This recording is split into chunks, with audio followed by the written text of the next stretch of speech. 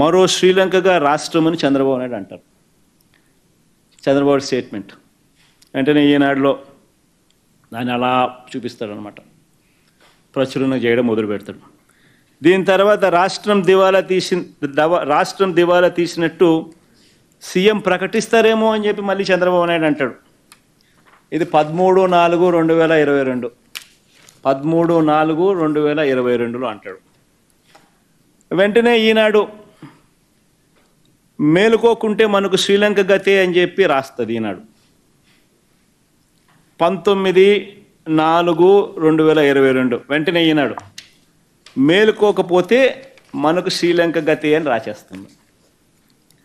దీని తర్వాత తందన తాన అంటూ దత్తపుత్రుడు శ్రీలంక పరిస్థితికి రాష్ట్రం కూతవేటు దూరంలోనే ఉంది అని చెప్పి ట్వీట్ చేస్తాడు 17/5/2022. దాని తర్వాత అప్పటి టీడీపీ ఆర్థిక మంత్రి, అంటే ఇప్పుడు ప్రస్తుత ఆర్థిక మంత్రి పయ్యావుల కేశవ్, ఇప్పటి టీడీపీ ఆర్థిక మంత్రి ఆ రోజు ఏమంటాడంటే శ్రీలంక కంటే రాష్ట్రానికి 4 రెట్లు అప్పు అని చెప్పి తాను అంటాడు. అది 21/7/2022. దాని తర్వాత మళ్ళీ దత్తపుత్రుడు మళ్ళీ అంటాడు అప్పులతో ఆంధ్ర పేరు మారు మోగిస్తున్నందుకు అప్పు రత్న అంటూ పేరు పెట్టాలని మరో ట్వీట్ చేస్తాడు 17/2/2023. దాని తర్వాత వెంటనే చంద్రబాబు గారు వదినమ్మ గారు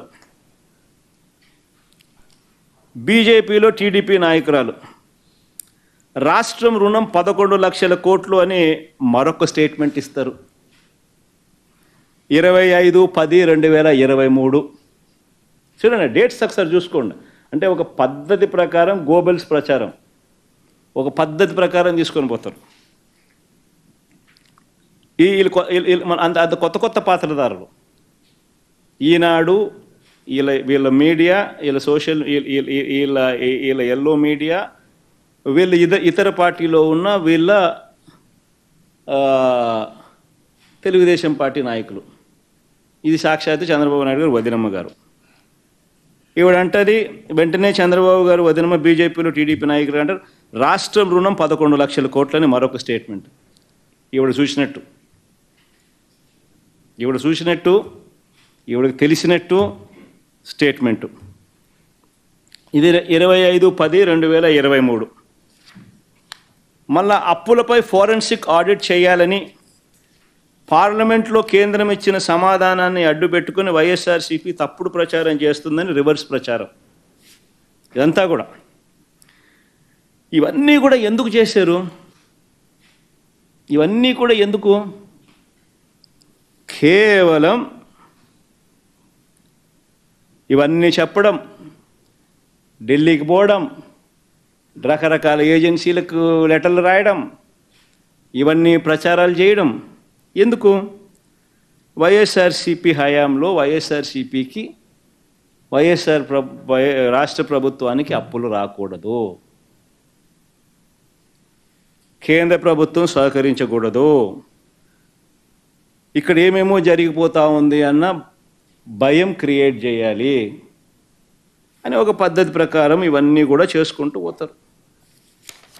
ఎలక్షన్ దగ్గరికి వచ్చేసరికి 7/4/2024 ఇంకా ముమ్మరం చేస్తారు.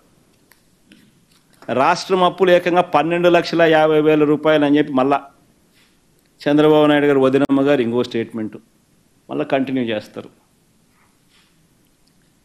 దాని తర్వాత ఇంకా ముందుకు పోతారు. సరిగ్గా ఎన్నికలకి నెల రోజుల ముందు ఈనాడు ముందుకు వస్తుందన్నమాట. 21/4/2024 ఒక ఎకానమిస్టును పట్టుకొస్తారు. ఆయన ఎకానమిస్ట్ అని చెప్పి ఒక బిల్ల తగిలిస్తారు. ఆయనకు తగిలిచ్చి రాష్ట్రం రుణాలు ఏకంగా 14 లక్షలు అని ఆయనతో చెప్పించేసేస్తారు. చూస్తూ ఉంటే గమనిస్తూ ఉంటే మీ అందరికీ అర్థమవుతుంది. 10 పోయింది, 11 వచ్చింది, 11 పోయి 12.5 వచ్చింది, 12.5 నుంచి ఏకంగా 14 లక్షలకి వెళ్ళిపోయినారు. ఎన్నికలకు అంతా 21/4/24 ఎన్నికలకు ముందు.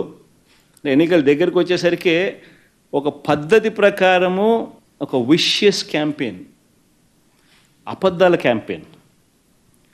14 లక్షల రాష్ట్ర రుణాలు ఏకంగా 14 లక్షల కోట్లను ఆయనతో చెప్పి చేసేస్తారు.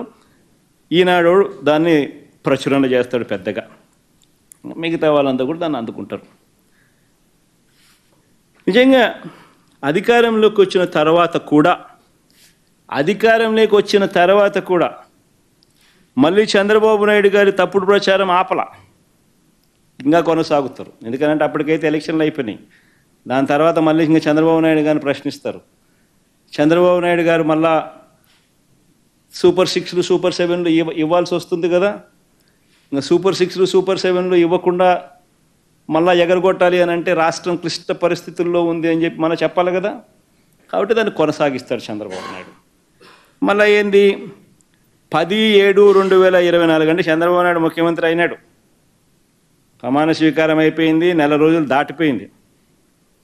జూన్లోనే ప్రమాణ స్వీకారం చేశాడు. జూన్ 4 ఎన్నికల రిజల్ట్స్ వచ్చాయి. ఇది 10/7/2024 చంద్రబాబు నాయుడు అధికారంలోకి వచ్చిన తర్వాత ఆర్థిక శాఖ రివ్యూ చేస్తూ రాష్ట్రం అప్పులు 14 లక్షల కోట్లు అని చెప్పి లీక్ ఇస్తాడు. అది ఈనాడు వాడు రాస్తాడు, దాన్ని ఈటీవీ వాడు చూపిస్తాడు. దాని తర్వాత 22/7/2024 అంటే ఇది బడ్జెట్ పెట్టాడు. బడ్జెట్ పెడితే ఇవన్నీ వాస్తవాలు బయటకు వస్తాయి కదా, అప్పులు ఎంత ఉన్నాయో తెలిసిపోతాయి కదా ప్రజలందరికీ కూడా, చెప్పక తప్పని పరిస్థితి కదా. కాబట్టి బడ్జెట్ పెట్టాడు. ఎందుకంటే చంద్రబాబు నాయుడుకి ఇంకా కారణాలు కావాలి. సూపర్ 6 ఎగరగొట్టాలి, సూపర్ 7 ఎగరగొట్టాలి. సూపర్ 6 బడ్జెట్ పెట్టి సూపర్ 6 సూపర్ 7కి సంబంధించిన కేటాయింపులు చేయకపోతే ప్రజలు నిలదీస్తారు. కాబట్టి ఇంకా చంద్రబాబు నాయుడు గారు ప్రజలు మర్చిపోయేట్టుగా చేయాలి, కాబట్టి కొనసాగిస్తాడు. 22/7/2024 గవర్నర్ గారి ప్రసంగం అసెంబ్లీలో. ఓట్ ఆన్ అకౌంట్ బడ్జెట్ పెడతారు, పూర్తి బడ్జెట్ పెట్టరు, రియల్ టైం బడ్జెట్ పెట్టరు, ఓట్ ఆన్ అకౌంట్ బడ్జెట్. దాంట్లో గవర్నర్ గారి ప్రసంగం 22/7/2024 రాష్ట్రానికి కాన్స్టిట్యూషనల్ హెడ్ గవర్నర్ గారు, ఆయనతో కూడా అబద్ధాలు చెప్పిస్తారు. రాష్ట్రం అప్పులు 10 లక్షల కోట్లు అని అంటూ అబద్ధాన్ని ఆయనతో చెప్పిస్తారు. సరే సంతోషం, 14 లక్షల కోట్ల నుంచి తగ్గించారు, కనీసం 10 లక్షల కన్నా వచ్చినారు. కానీ 10 లక్షలు కూడా తప్పుడు ప్రచారమే కదా, తప్పుడు ఫిగరే కదా. ఏకంగా 10 లక్షల కోట్లు అని చెప్పి గవర్నర్ గారితో కూడా చెప్పిస్తారు. తీరా మళ్ళా ఈ మాట చెబుతూ ఇక్కడ వెరీ ఇంట్రెస్టింగ్, ఈ మాట చెబుతూ చంద్రబాబు నాయుడు గారు అదే ఓట్ ఆన్ అకౌంట్ బడ్జెట్ ప్రవేశపెడుతూ చంద్రబాబు నాయుడు గారు మాట్లాడిన మాటలు ఒకసారి విందామా? అది కూడా ఎంత గొప్పగా చంద్రబాబు నాయుడు గారు మాట్లాడతారంటే ఒకసారి ప్లే చేయండి అబ్బా. ఫస్ట్ నుంచి మళ్ళీ పెట్టుకో, సౌండ్ బాగా పెట్టండి.